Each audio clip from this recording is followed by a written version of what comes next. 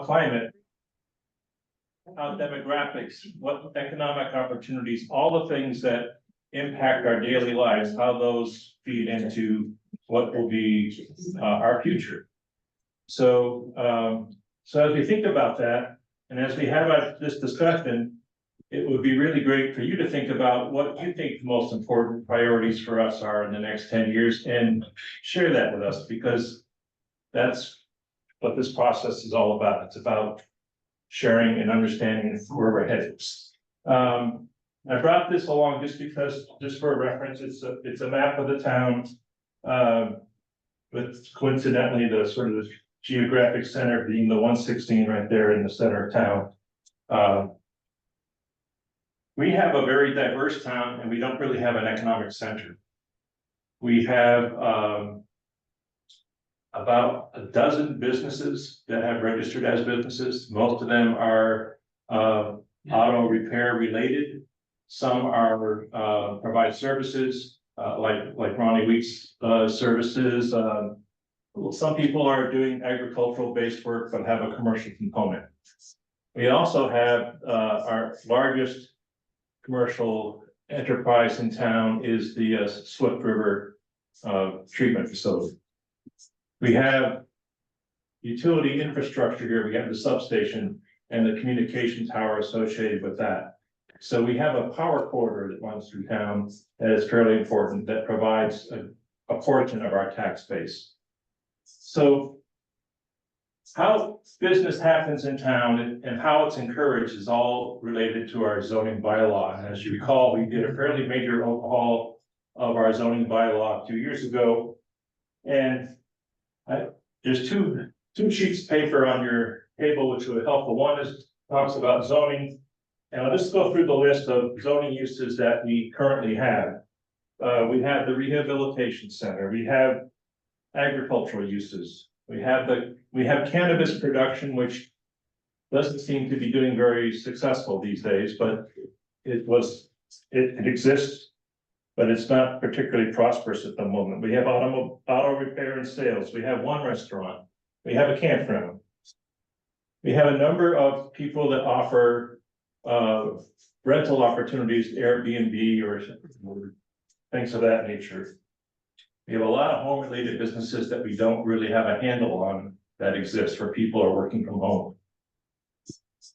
We have a lot of artisans and craftspeople that are doing things. Again, we don't really have a handle on what the scope of that is.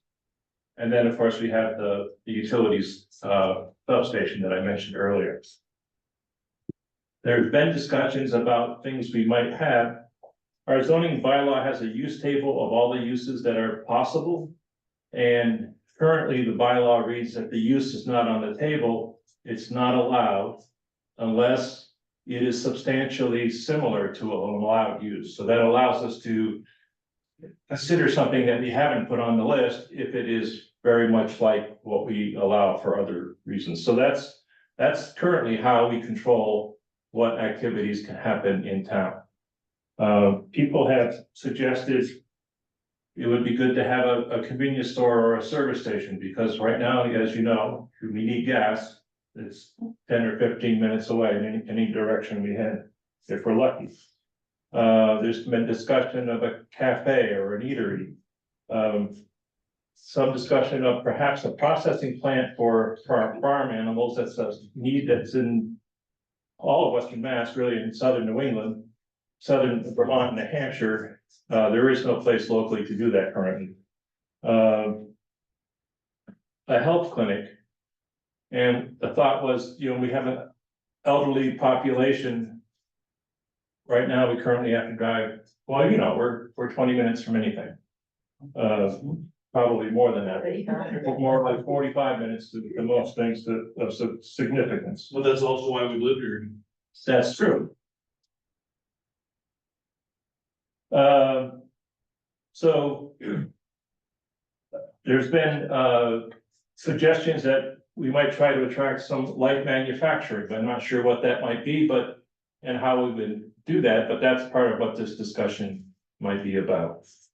So there's two components, I think, to economic growth to think about. One is, if you're going to have a business that's going to survive and it's based upon sales, you need customers. So our demographics are such that we're not really a hub at this point, and if we're gonna support a small business, and it's gonna be viable, it needs to be able to attract people other than just the folks that live here in town.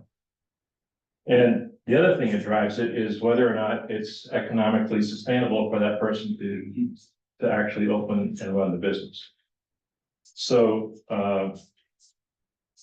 So, anyway, I'd be glad, any questions or thoughts or suggestions that we might consider?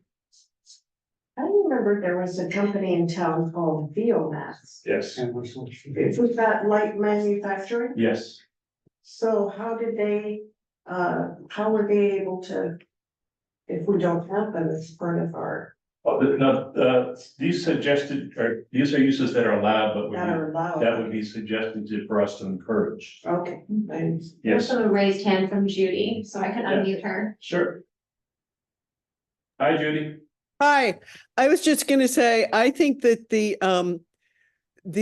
processing plant for farm animals would actually draw a lot of people from the general area. I've mentioned it to people as far away as Chesterfield, Ashfield, you know, a lot of other hill towns, and there are a lot of backyard farmers that would love to have a place where they could have their animals, you know, killed and butchered and done USDA style and be able to sell it. So I think that one more than some of the other ones that are duplicative of services that can be found in nearby towns, even if it is a half an hour or 40 minutes away.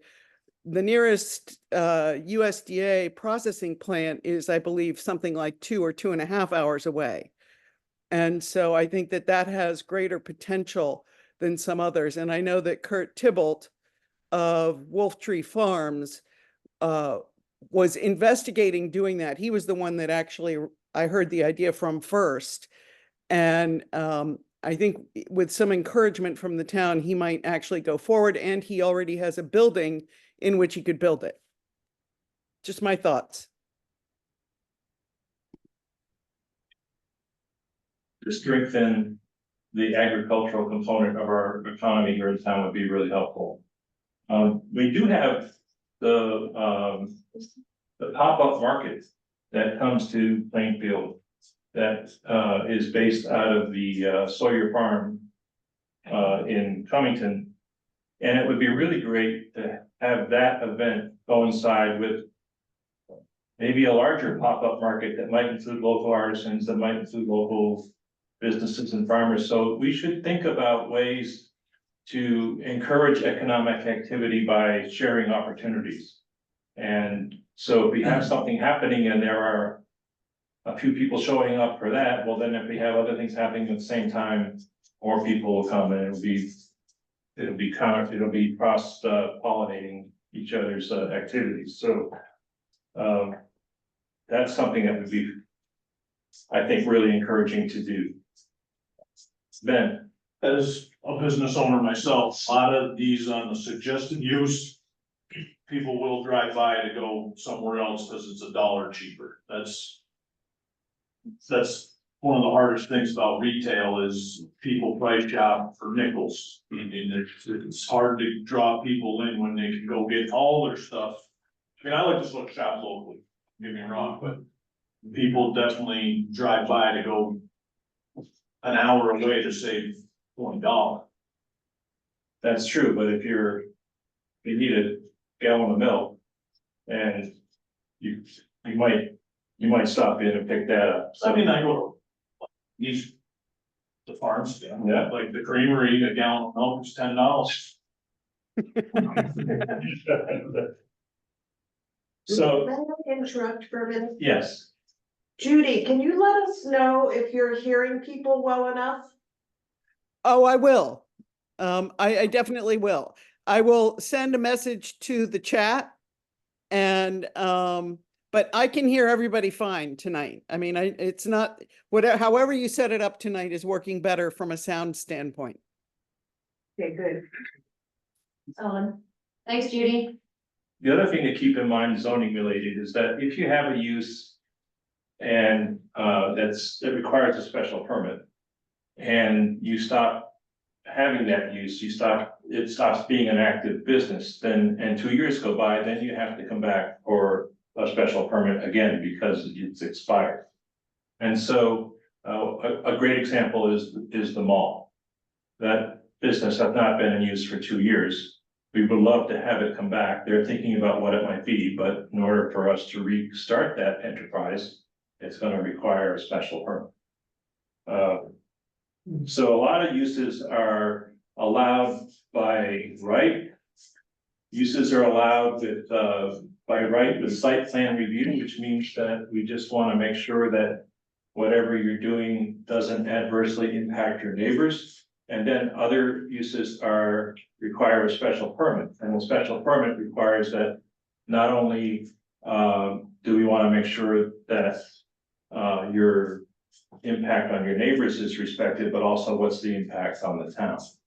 And so those are sort of the steps that we have as a process for approving projects that are new. Any questions about zoning or anything like that? Yes, Are all of these under the suggested uses, are they allowed by the current zoning? I would think like certification, maybe even the processing. they're all allowed uses, they all require at least site plan review, some would require a special permit. I would think both of them would need an environmental review. Well, that would be part of the special permit process, yes. Okay. So the other handout that I put up here was things to consider. As we think about community development, and one of the biggest reasons why we want to encourage economic development is because it's going to strengthen our tax base. And so how do we do that? How do we encourage businesses to come? And when we have maybe the third or fourth highest tax rate in town? Number one, What's that? highest tax rate in the state of Maryland, the state of Massachusetts. We're the number one now. So we're number one at something.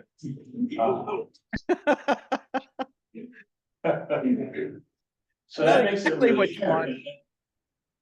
It also makes it hard for people that live here because our residential taxes are also high.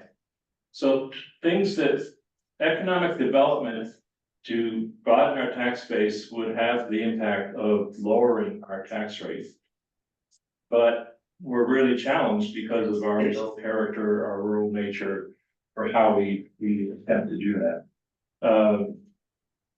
There is the notion that to ease the tax burden on the residential properties, we might consider a split tax rate because a lot of our value is in utilities, but that also would have an impact on our smaller businesses. So there's consideration there that we have to go through and do the analysis of to see if that's gonna help at all. Yeah, Ronnie? The impact as an assessor, the impact of a split tax rate goes well beyond small business. It It does, also has a vast effect on all your chapter 61 property exactly. shareholders.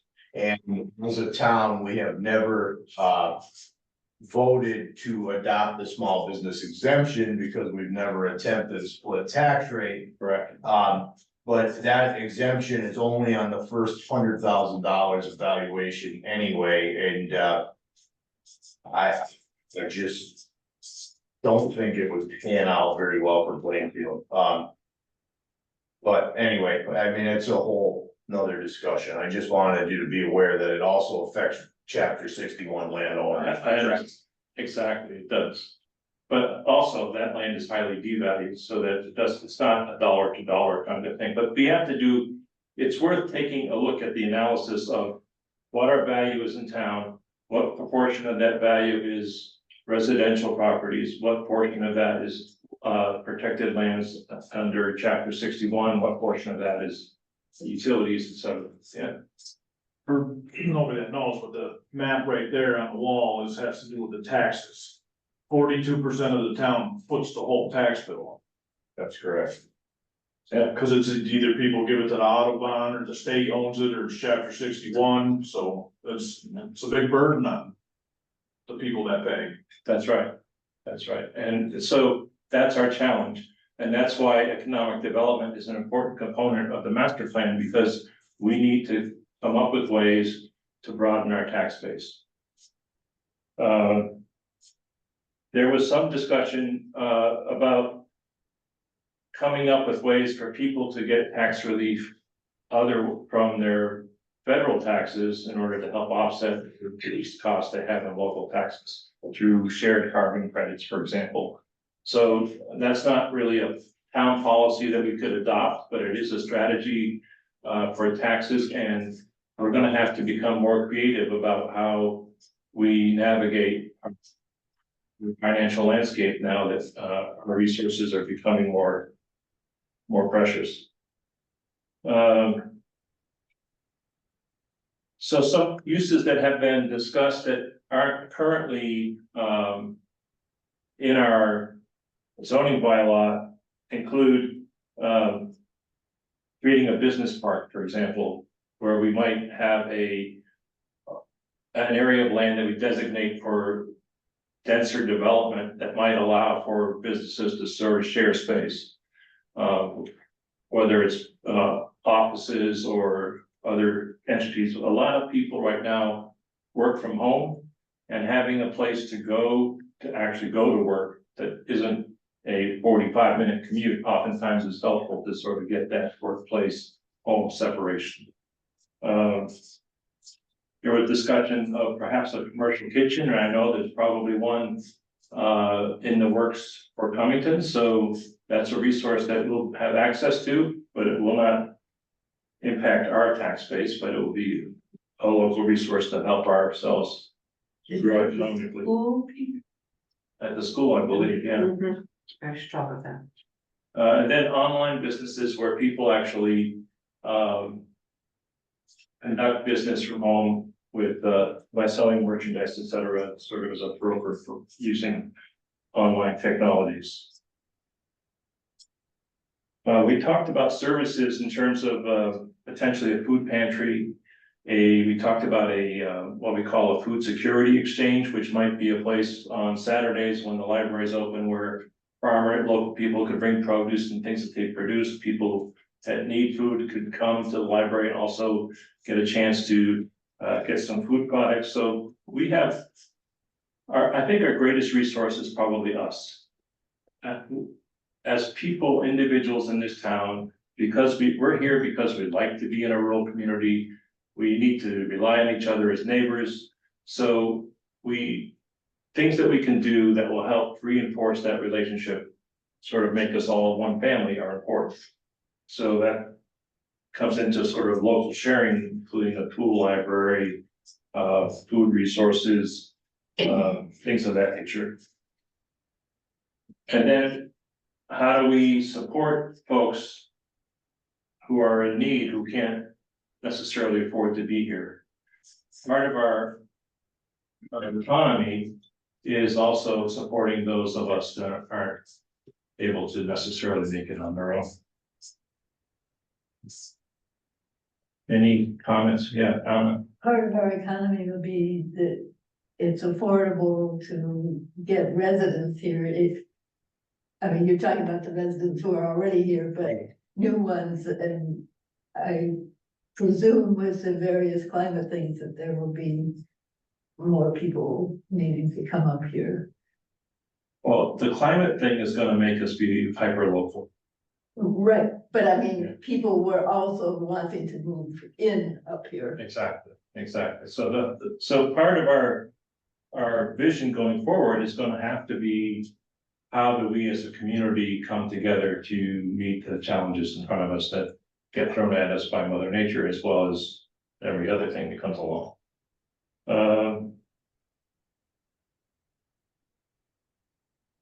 Part of that can be shaped by policies. So do we adopt policies in town that would We have land preservation policies now through chapter 61. If you look at the map, a lot of the land is preserved, a lot of the land is state owned. Real estate taxes are based upon land value and building value, so we're actually a town of about less than half the size that we actually are in an area because of that. How do we connect economic opportunities with the impact of climate so that we are able to produce food, for example? The amount of rain that we've had this summer has basically exhausted the plants that we have in the ground. Anybody that's got a garden that's flourishing knows that it's not flourishing, it's just wiped out. It's not what part of town you're in, but. And then, are there partnerships that we can create with other towns that, that might allow us to share economic opportunities? And I don't really even know how to navigate that as a policy from a governance perspective, but I think that we have enough rural communities around us that are probably in a similar boat, that if there are things that we could learn from each other and do together, that create economic opportunities, those would be worth pursuing. It's a good segue for Dave. Yeah, exactly. So. So that said, we do have with us tonight Dave Christopoulos from the Hilltown CDC. We asked him to come so he could share a little bit about what they're doing currently to help foster and develop community development regionally. And so Dave, if you'd like to say a few things, we'd love to have here. Yeah, sure. I'm doing my best. I live down on Shaw Road in Goshen. From this way, it's, Compton Road. And I'm at the CDC. I've been there 15 years now. The CDC can do a lot of different things depending on what's going on. And just an example, like you brought up Cummington. So we've been working a lot with Cummington, trying to do things in the village there. It's kind of an economic development plan, and you're being with the town for a few years to figure out what can you do in that area. They had some opportunity, and the first thing we did was kind of low hanging fruit. Was we worked with them to get that village from the creamery down through the cutout village there, designated as a cultural district, and that gave them access to money, state money, to do programming, and so they're doing more art stuff. You're probably seeing it maybe in the news or whatever. So they're getting a little bit of money for that, and that's kind of stimulated the kind of artist community there to do stuff and got people thinking about the village there differently. And then we've been, like you said, the kitchen. So we've been working with them on school. One of the things I've been looking at is just vacant buildings. I don't know if you guys have one in Plainfield that is town owned, but a lot of the towns have one or two vacant buildings or buildings that are in real rough shape and need to be looked at. They're costing towns money or whatever. And the school was kind of a good example of that. It's been like 7, 8 years vacant. They get the broadband button there, but the rest of it was just, there's still books and tables and stuff in there from the kids. And there's a full kitchen and cafeteria. So we were able to get some grant funds to bring an architect in and engineers to take a look at the building and give them a reasonable estimate of what it would cost. Their idea was to bring the building back online, change the zoning and use group so it's commercial and municipal use. So they want to put probably half of the building, their office space in there, and get out of the community house, which isn't really that conducive to doing business. Give it back to the community programs and senior center that are against CO. Move offices into the school, and then you'll still have maybe 6 or 7, I don't have it with me, but 6 or 7 spaces that they can rent to local people who need commercial space. And they had done that kind of illegally before, a few years back, when they had the guy making spaghetti sauce in there and they had a few other people renting space. It wasn't proper. They had to get them out. So this is moving along, and I think it's probably gonna happen. We've been able to secure a USDA grant to get the kitchen back. So that's what we heard about the kitchen. We've got the grant awarded. We're working with them, getting paperwork done. It's gonna take a couple more months before we can start accessing the money. But that's gonna allow us to focus on the kitchen and the dining or whatever cafeteria area. They're about 1,000 square foot each, and they're back to back, those two, they're in the front of the building. And so our goal is to try to get that going before the whole building gets done, because it's gonna take a little while to get all them. It's about a $5 million. I mean, nothing's cheap right now. You're gonna build anything. It's kind of ridiculous. It's true. But it's what it is. So, they got the estimate, which is, the building's in pretty good shape, but it needs new HVAC. It's gonna need a transformer. It's gonna need the sprinkler system to be completed. Roof's pretty good, but it adds up. The parking lot's kind of a mess. Gotta deal with that. Gotta do some land work on the site there. It adds up. So we got about $1 million from USDA to kind of do that part of the building.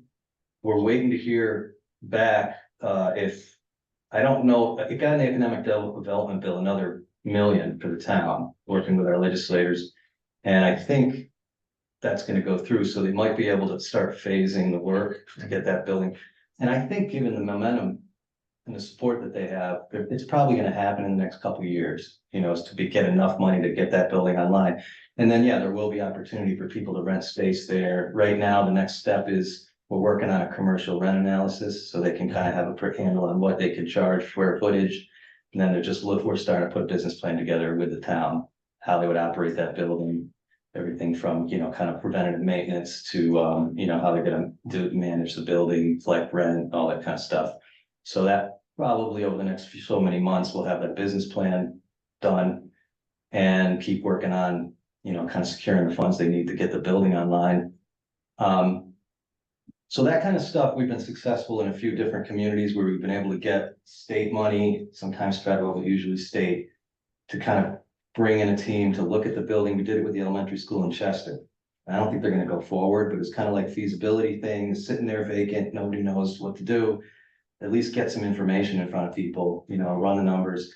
And I'm not sure what they're gonna do, if anything, but they kind of know what they're dealing with. They've got an old elementary school brick, it's kind of a nice building, vacant, across from the town hall.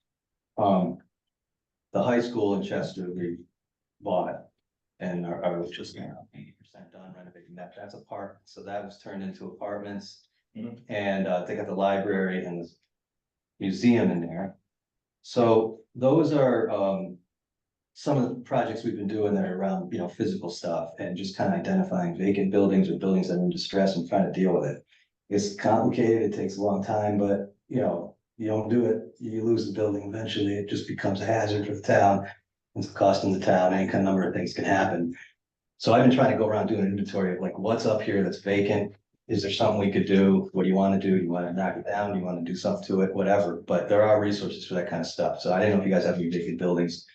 If you want to create like a business center or something, if you have a building that you're not using, it's something that, we can look at. So that's one example of stuff that we're doing right now. We're pretty busy with. Of course, we do the housing and, we're looking at a couple possible housing projects down in Williamsburg. Everybody wants some form of housing here and there. We've done a few senior housing developments that towns have wanted. The mobile market you brought up, so we're running that out of the farm and, where we're doing those pop-up. So we're doing delivery, we're doing walk-in to the store, and then, these little pop-ups. And we just got a, refrigerated van that I think we're running it now. So it's gonna allow us to go for a little further, serve more people and be able to, safely transport meat, dairy, vegetable produce, and that, grain, everything. I think we're picking up food from 35, 40 farms, redistributing it, selling it. And some of it is, going to food pantry. So Goshen gets some of our food. We have grants from the state that allow us to do it, give it free food pantries. We're doing Hinsdale, Goshen, and then we're delivering food to like some of the senior coming to Huntington, the public housing for seniors, and then some of the other developments that we have, we can deliver to them.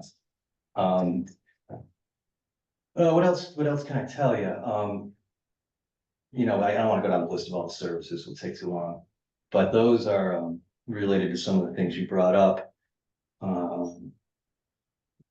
What else can I tell you? I'm wondering, Dave, if there's funding for building the building in town on a piece of property? Well, there's a lot of different stuff out there, so, is there free money sometimes through grants, but a lot of times it's financed, you know, USDA has their community facilities, you can build a community facility reasonably good terms, that's what our building, I mean, we Yeah. do need a community center. yeah. And to be, good to have. So there's a couple state resources that can help get you there, the One Stop for Growth. The Rural Development Fund just got 100 million put into it, that's new, that's through advocacy. I mean, that's from towns like ours to do development. So you gotta take a look at that Rural Development Fund and kind of see what they're gonna allow. And the One Stop for Growth is designed, there's about a dozen state funds in that application. And what you do is, you got a project, do you wanna do, well, that's where I went through this coming from school, so you have a project like a public project like that. You do a first round where they ask you for like a letter of inquiry or something, I think they call it, you kind of tell them what the project is, and they give you feedback, and you say, well, these are the programs we have that could fund something like this, and then the application comes, so you get a good 3 months or so to kind of give them your idea, and they give you feedback and kind of tell you where it fits in. This is kind of a new thing they started a couple of years ago. We've had success with a few different communities, get like in Chester, we got close to $800,000 to build an exterior elevator. Because we needed an elevator, third-story building, people were carrying groceries up the stairs, it was an old high school ground. And these people are disabled and elderly, so we built that elevator. We used that rural development fund to get that part of it funded, because it was kind of addition to what we thought we were gonna do. And yeah, so I've been using that, encouraging towns, because it's municipal, some of those are municipal only, like I'm not the applicant, it's a nonprofit, so they're designed for municipal only. And I know it takes time to write grants, and it's hard, but that's something we can help with. There are grants that you're eligible for, there's a number of things, Massachusetts has a lot. And you have to find the time to do it, I know it's hard for the towns, and sometimes we can help with the grant writing, you know, so that One Stop has a lot of opportunities in there. I know that there's other things that the town is eligible for if you apply. You know, it's a mixed bag, because sometimes you get the money and then you have to deal with all kinds of rules and, you know, do you really want to do that? You have to think about it. But, you know, I don't think our towns take advantage. We can't compete with some of these other communities that have a lot of paid professionals working in there, or the cities, and they get special treatment. The funds that we can't get, so we're always arguing, you know, trying to say, hey, you're doing these gateway cities or whatever these, you know, little boutique programs they create for the loudest voice. So, you know, we have to advocate for ourselves out here in order to really get resources from the state. So that's part of what we do is, you know, try to let them know what's going on out here. The other thing that we do that could be helpful is we have a pretty good small business assistance program, and it allows us to be pretty flexible. So like if you had a specific thing, and so we bring people in, we can bring in like an expert in whatever issue you want to do a slaughterhouse. There are people who can run those numbers and know how to do it. And we could find someone that could do that research for you and pay them through our program.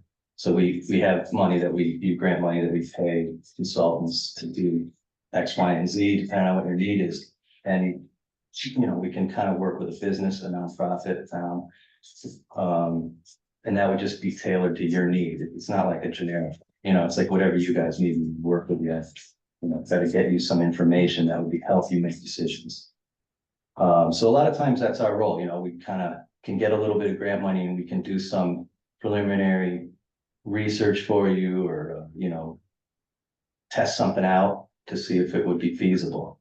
I mean, that's kind of the feasibility stuff is helpful, and it's expensive for towns to do that. So it just sits there, you don't have the money to figure that out. Sometimes we can get that for you. Okay. And at least you know, go or no go type thing. Right.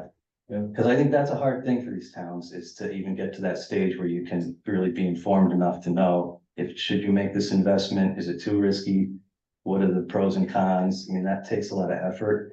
And I know that our towns just don't have a lot of paid employees to sit around and do that stuff. Most people are volunteering their time, you know? So if we can help with that, just let me know, we can talk about it in more detail. Yeah, I mean, the art stuff, I think, goes so far, but people like that. And there is kind of a creative economy up here to some degree, there's a lot of artists. Maybe some expansion there, maybe talking with Cummington about the cultural district, connecting people. Broadband was a big thing, so I think, that can be used to attract business. I mean, a lot of people are working remotely, right? So you really need to have a big, thing, and people can work, I don't know what they're doing, but they're working on their computers from home and they're making a good living. Is there something you can do with that? I don't know. Well, for now that we have this pretty high, I mean, we have higher speed than some of the cities. Sure. Yeah. We do have a, Judy has a question. Okay. She's been waiting so patiently. Judy, you wanna run? Yeah, it actually is not a question, it's a suggestion.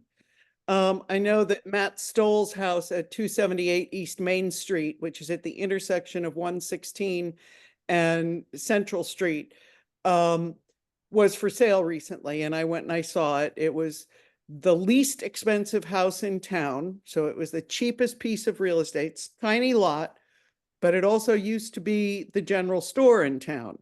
So there is a large room on the first floor that was so far unrenovated. The residence part on the second floor and the third floor Oh. were beautifully renovated. What? There's no parking there. It's already sold. Yeah. Not according to Zillow, it's just off the market. Oh, no, it's It's sold. gone. It's sold. Because it's not listed in the Massachusetts interactive property map either. It just, I guess it hasn't gotten there. Well, I was only going to say that when I was going through it and there were a few other people from town looking as well because they wanted to see it, we all thought it would make a great community center because it's right in the middle, has a big room, could be used for many different purposes, whether it was a small shop or if it was a artists cooperative where they could sell their wares, that kind of thing.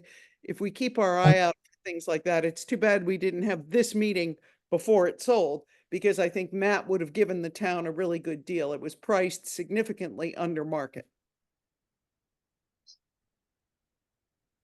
All right, I'll lower my hand. Also question, halfway home, is what could that be? Could that be one of these community center? the buildings committee has been looking at all the buildings in town. And I can say that from a master plan perspective on building use, which is our next topic, we'll be discussing all the buildings in town and what those potential opportunities are for us, and also our challenges in that regard. So that's a perfect segue for us to introduce and invite people to our next session.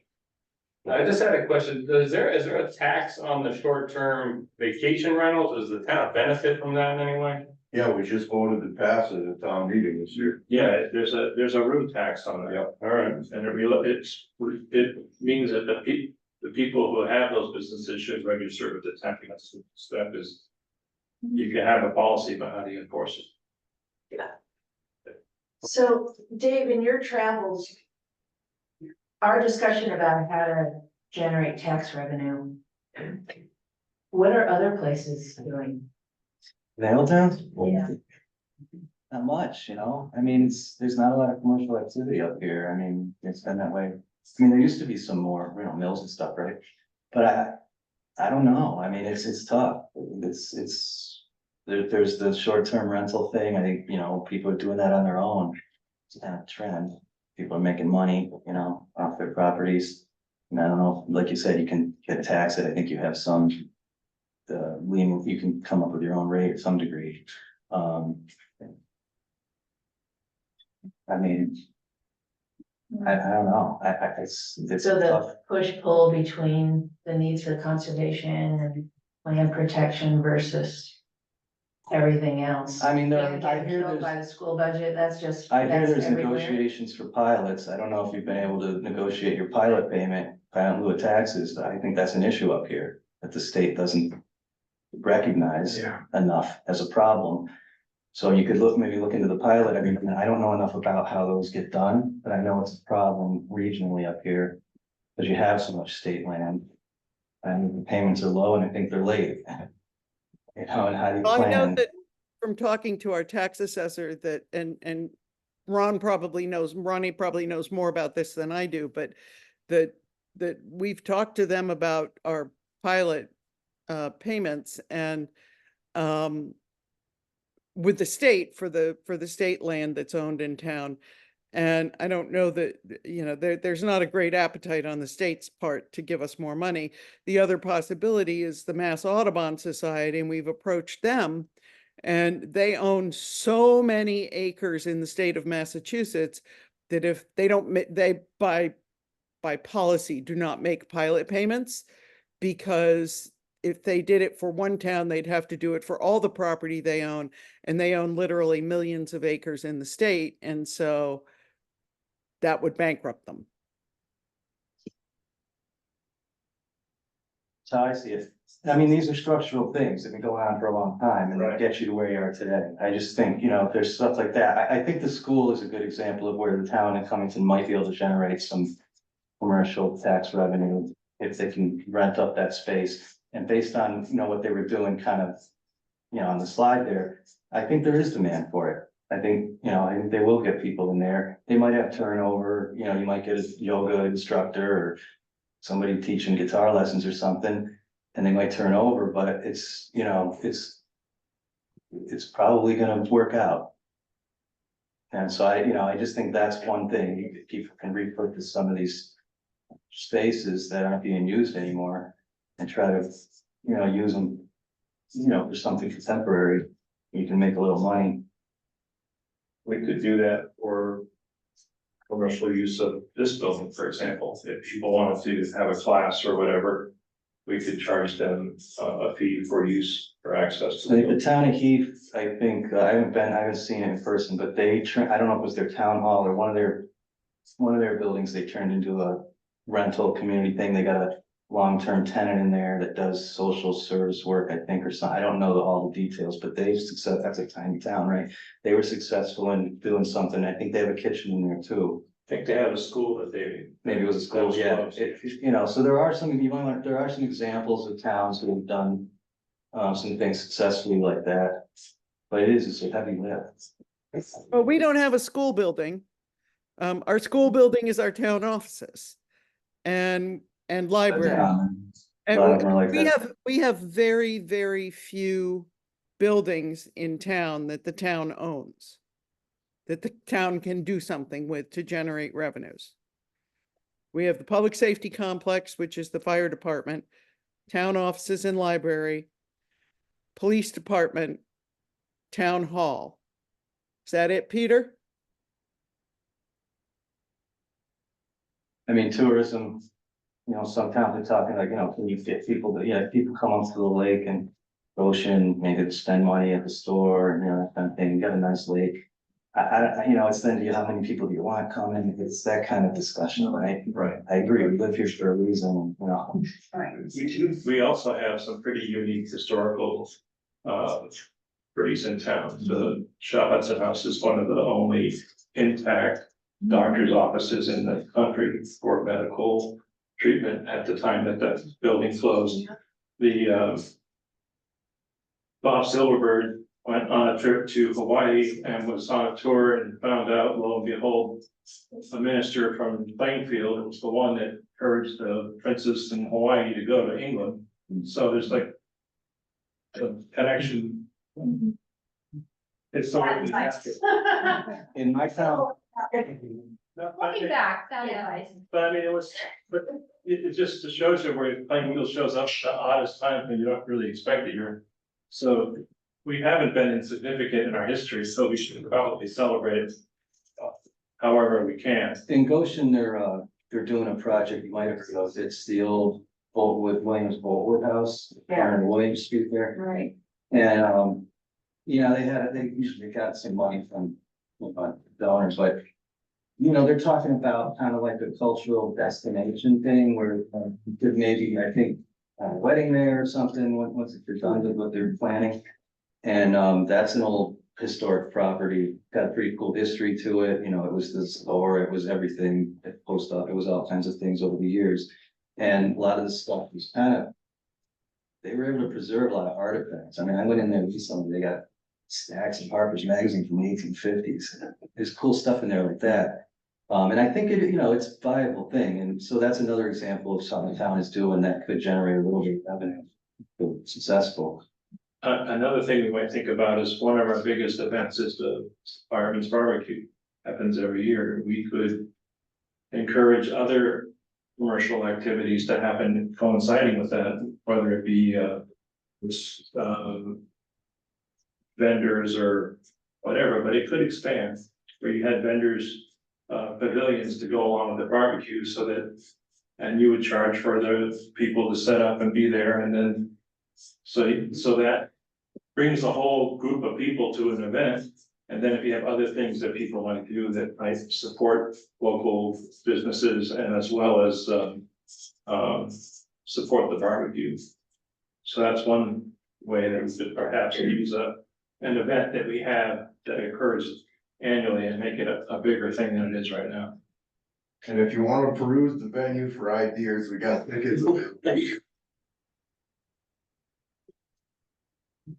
Excellent. Can we just talk a little bit about, the whole issue of, are people okay going other places for things? Versus how much do we really want in town? Yeah. Yes, well, we can talk about it, let's talk about it. Yes, I'm okay going other places. I mean, 20 minutes to get to the doctor's or 15 minutes to get to a gas pump. I don't wanna draw 35 minutes. people outside, people stopping here on the way through to get gas. I mean, it isn't just about the commodities that's there. You're also gonna draw crime and all kinds of other things, which is not a place I wanna see Plainfield go. Cause that's a really important question for us to have some sense of, because why put energy into something that nobody really Part needs? of the or charm of wants? a town like this is its isolated state, so. It's a Yeah. brigadoon. Yeah. I see. Yeah, also, as a person who is literally the second youngest person in the room, only with my spouse. I will say that we very specifically moved here because it's a place that people don't go on purpose. And that's how I describe it, and that's why we moved here, because we wanted to feel like we woke up every day in a beautiful nature vacation place, and we wanted to be able to drive to other places. And get things, and I completely agree that we need survival resources and we need a strong community, but I think that those things can be achieved without things like an office building, for example, which, you know, I know is an example, but thinking about the town changing to a point where there's an office building, it makes my little insides crumble. That makes me so sad. Yeah. So, Yeah. it's my 2 cents. I agree, Corey. Yeah, I don't see that we have the critical mass necessary to support and sustain any type of really large commercial development. Even things like a gas station, since there is an established one not that far away, Right. or something like an eatery for the creamery. It takes a lot to keep people in business, and it takes a lot to set it up. And it takes a lot to get workers, so, all these things do have two sides. I wish the creamery still had their gas pumps, though. Well, they That could can't- get a little hairy. I was just gonna say something about that. There used to be one Chesterfield, Goshen, the Creamery. Right. They're all closed because there Yeah. wasn't enough business. There wasn't enough business, and also, some of the environmental things are right next to that river. They couldn't have it. Right. They used to have it. I know, but think a lot of them closed too, because there were new rules about having to replace their old tanks. Yes, And it was exactly. just Yes. cost prohibitive to do Like that. Sanger's, and that was stay in Sanger's. business. Well, that's why we don't have gas anymore, it's over $300,000 to put tanks in, why would we? Yeah, Yeah, Even bother? it's really prohibitive. Right.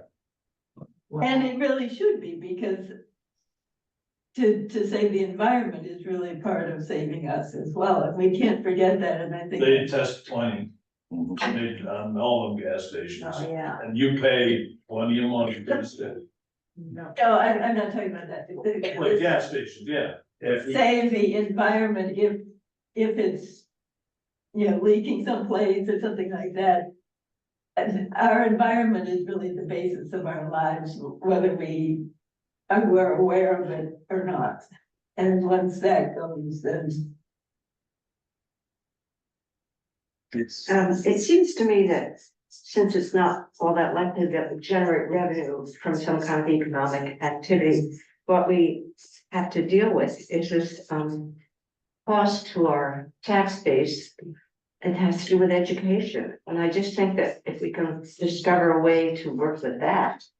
I mean, we have all this land that, you know, provides good energy and air and everything like that for the eastern part of the state, and they give us no compensation for what we have here that's, you know, providing clean waters and, you know, this refreshing, you know. I think that maybe we ought to look up a different way of solving this problem, of our taxes being so high. It all has to do with money. But all of it, well, it all has to do with dollars. Seems like, all of us are taking our resources that we generate and going somewhere else to spend them. And those businesses are reaping those communities are reaping the benefit of the tax dollars for their commercial development. And there's no policy statewide for how you revenue share. We haven't solved that for education. So we're in a sticky wicket being a rural community with limited resources because there's no sharing beyond our borders. That's the challenge of being a rural community. Getting the state to provide support for us educationally would be one way to help offset our tax burden.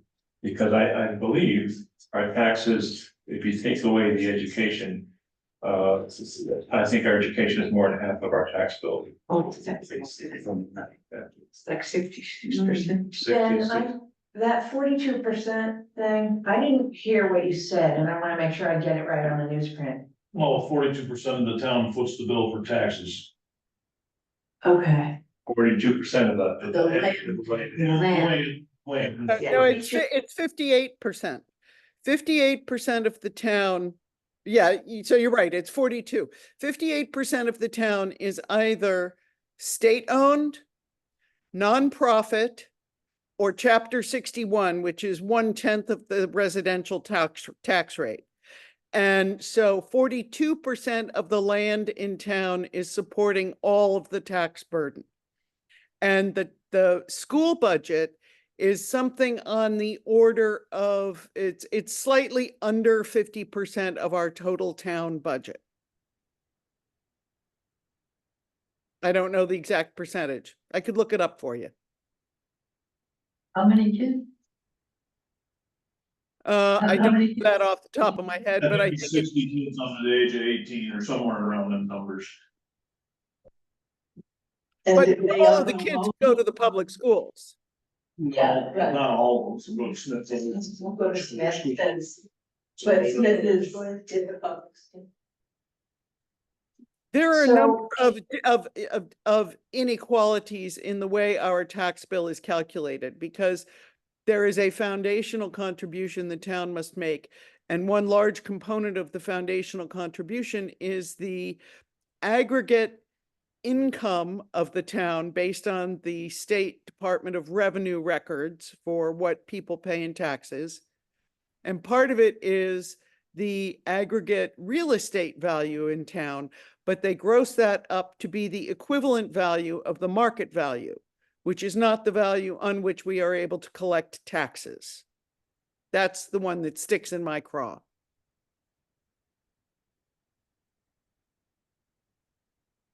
So what Jeannie just said, I think that's really where we're at, right?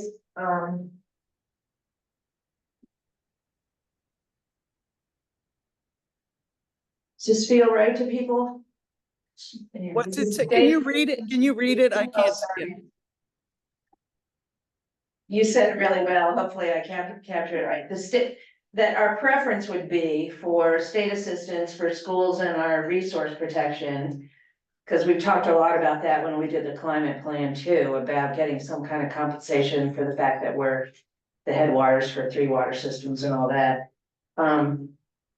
To assist with our tax burden as opposed to encouraging necessarily commercial activities. Yeah. I agree. That's really, really important for us to know moving forward.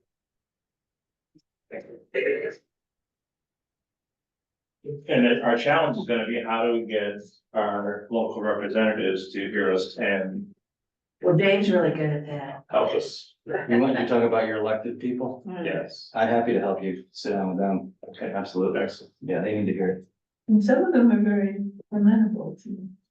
Well, they are, they'll listen to you and everything, but you gotta keep pushing and pushing, because. Then get it they through, go out, yeah. They go east and it's not the same. Exactly. I'm getting the Yeah. sense that we really are unique even among Hilltown towns. We don't have buildings to reuse. Our tax rate is apparently the third highest. We're getting completely hammered by our school budget. And there really is not a whole lot for commercial encouragement, so. And we're one of the smallest. I just met with Right. Holly the other day, Holly's in, that town's like 350. Right. And they're dealing with similar, you guys could talk to them a little, but they, they got a pretty good guy on the board there, We need a support group. yeah. And that's a border town though, and they're trying to figure out the same stuff. Or a Hilltown Collaborative. There's a guy in Buckland who is also trying to get together to develop sort of a consortium of Hilltowns to band together and lobby the state government for some of the issues that we're talking about. Larry. Larry, I don't remember his last name. Thank you. Langford. Yes. I mean, I think there are some of this commercial development, like the slaughterhouse or other things that are in alignment with our values, and I remember. Like a year ago, there was something about any forest related business. There was like grants for that. And so I think there is potential though for some things that are in alignment with how. Most of us want, our town to be, that there is still potential for that. But That's it a good seems like, point. Thank you. Um, for raising maybe not some of these other build an office park type, but. gas stations. Coca-Cola's plant right next door. Yeah, the biggest thing is getting a good community involved. 90 people showed up to town meeting out of 650 people. That's not too good. Even with these meetings, there's not too much, any meeting. I mean, even select board meetings or any of them, there's probably 10 people show up. Well, on that point, can I just say, this is a terrible time for anybody on the volunteer fire department, because this is the night that they hold their meetings at Okay. 7:00. So, I made Ronnie skip. Had to get excused absence. And I bring home the machine, PVFA, so. Is it like once a month or is it every Thursday? Every Thursday. Just to get the community involved with probably somehow, if it happens or not, a lot of people don't even care, but. It would Well- definitely help with a lot of They stuff. care about their taxes. When we did introduce that we were doing this, we said we were gonna do these sessions during the summer, and then based on attendance, we would get back to it again at least once, possibly twice in the fall with the summary of everything that we've heard, so hopefully there'll be another opportunity. But as somebody who used to be on the fire department, I can't believe that we didn't think of Thursday nights, because we were looking at every other Other group. It's honestly fine, No, it's not, because there are clearly voices there that need to be part of this, so, Right. we talked about Sunday afternoons too, and, there was pros and cons to everything, It's but. family day. But we will commit in the fall when we do these summarizing things to give a couple options, so we can get as many people as possible. And also for your information, they're recorded, so you can, if you're not here, but you're not contributing to it, but at least you can do it. Correct. Accessibility, whether you choose to use that access is up to you. So my wife just told me my power's out at my house. It might be coming here in a minute. I kind of need to get home, so I gotta get water to my animals. Thanks, Dave. Hey, good. Thank you. We'll be in No, touch. I would like to help you set up the meeting with your legislators. I like to get them down here. So let me know if you want to do that sooner than later. All right, And then if you want to just meet and go over the state grants and stuff, I do know that stuff. all right. I don't have the answers to the other things, but I can go through that with you and just to help you understand kind of what you're eligible for, and if there's something we can do to help, Okay. that kind of thing.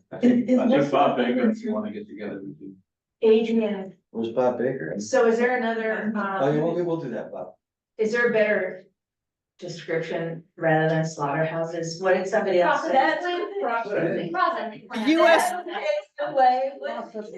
It's a USDA processing plant. Okay, the animals gotta go somewhere. So animal processing, and then you said something else? Well, wood products. Wood. I know like a year ago, there was some sort of.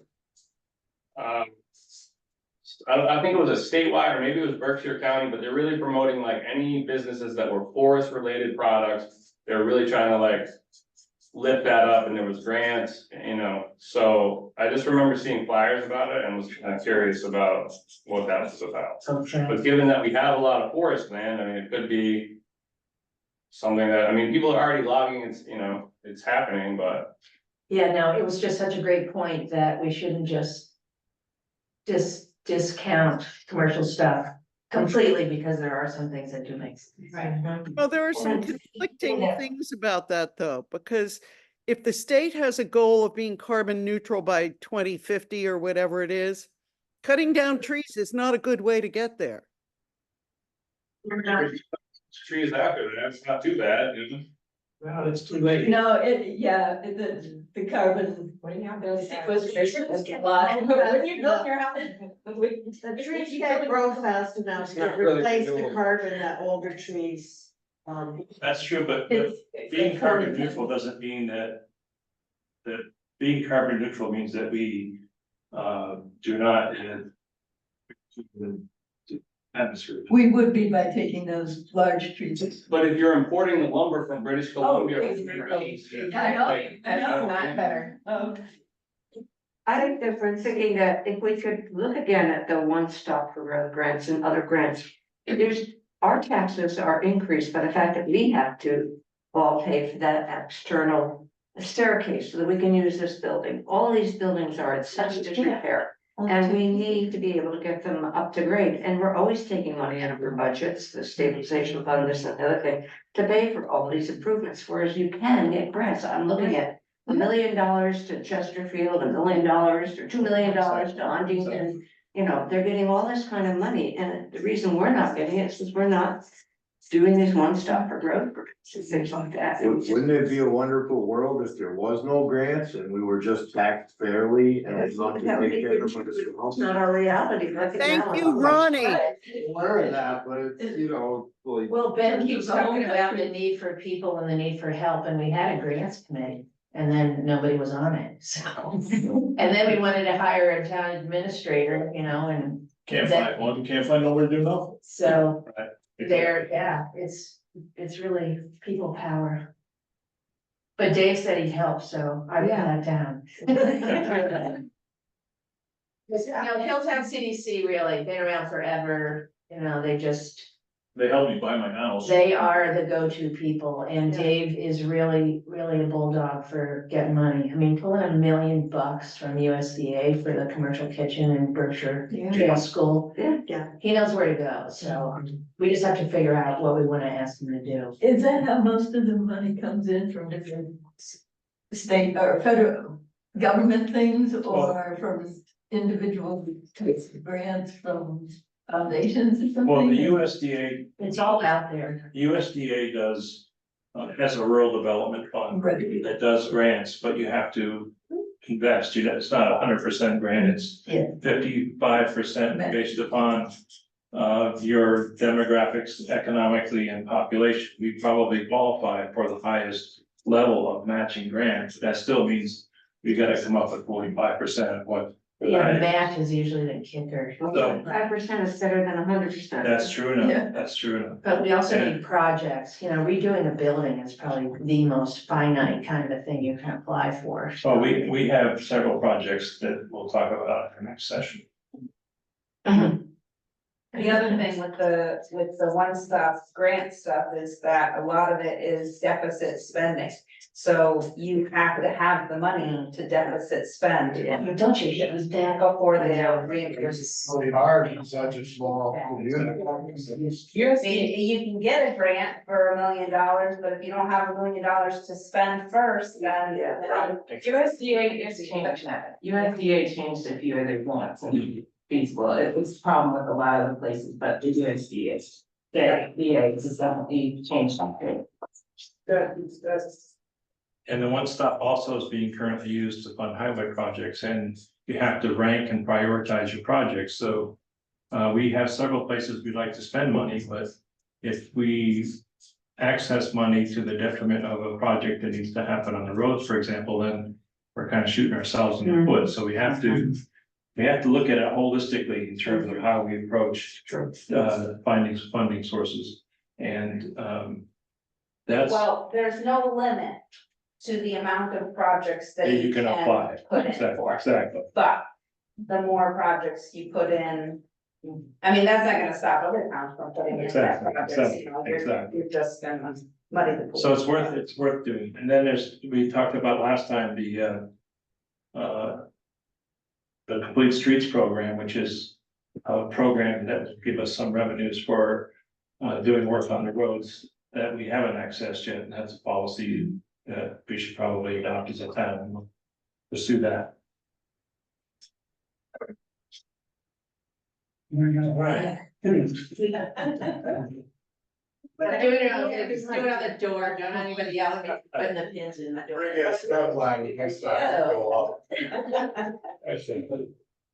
Are we gonna run through all of the animals? No. Like, in the football Like game? Oh, I'm wondering if they're gonna yell at you for this, cause This is like a bulletin board. it's got a surface on it. We know a guy in the buildings committee, you'd be our.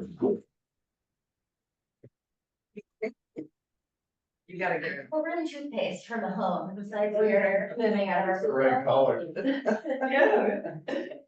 Any other comments from anybody before we wrap up? I got a question, is Peppermint Park still for sale? Hope so.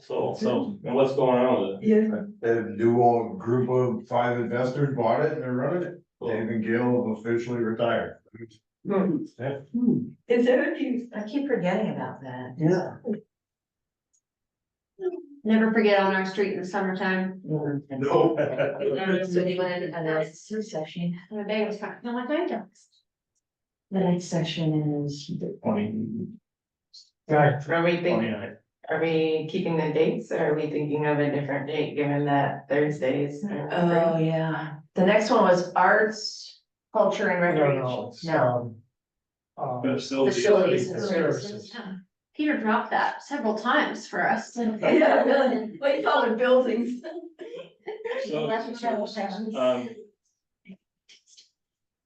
We could switch to Wednesdays. Who meets on Wednesday? Anybody? The planning board typically meets, but you don't meet. Conservation meets on Wednesdays. Yeah, but we once a meet month. at 10 a.m. That's true. Want to do the next session, the 28th, Wednesday night at 7 for facilities and services, which would be a discussion of all of our buildings and what else? And our. Technology. But that's a conservation commission meeting tonight, they meet here. She said it was at 10 a.m. No, It's 6:30. Which Wednesday do you meet? Last Wednesday. The last Wednesday. All right, so let's keep it at Thursday. Okay. So, We'll stick with Thursday for this next one, and then we'll adjust for our last two sessions in September. because that'll give us a chance to get it in the post and get our act together. Okay. All right. Judy's gone. Any other final comments? And really, this is what we're trying to get to, our most critical and important priorities for us over the next 10 years. And Ben, you want to chime in again about what your answer was to that last time? What was that? Human Oh, health, resources. Human resources. People and health, okay. Right. Yeah. It's too bad housing comes. Thank you I all. wanted to ask if the affordable housing bill would be helpful to us, but he's gone. All right, thank you so much for coming. Appreciate it. Appreciate it. Keep coming. Because we'll be here. Yeah, you know.